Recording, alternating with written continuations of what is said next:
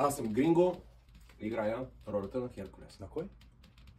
Херакъл. Херакъл. Добре, така да. Аз съм Владимир и играя ролята на Камбизи, на Бук и на човек от парламента.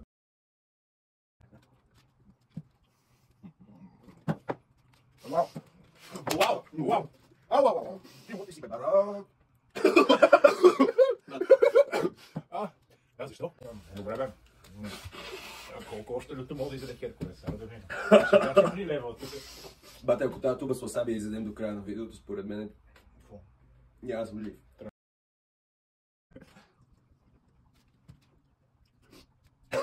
Не!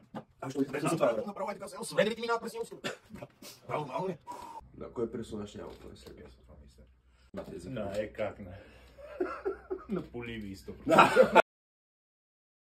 Добре, дай много рече. Да, естествено. Добре. На тебе, което е любимото сцена? Кетчуп. Да. Разбирам те. И на мен. Вие го свежа. Добре, ще бъде. Аз може да кажа. Аз просто много сега. Ще има представление по-късно неговата професия, брат.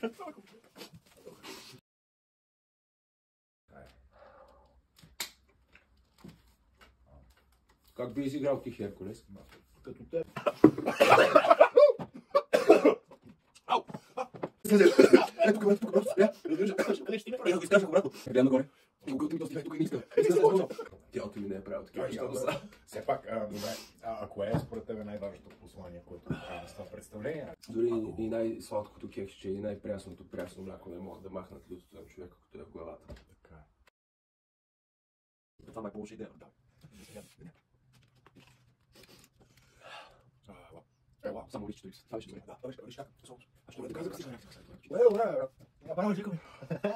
Публиката да дойде да гледа представлението, защото е яко, бе. много е яко. Се изкефите. По-добре от всеки сериал, който гледате в момента и от всеки филм, който сте гледали близките една-две години на кино. Херкулеса на лютото.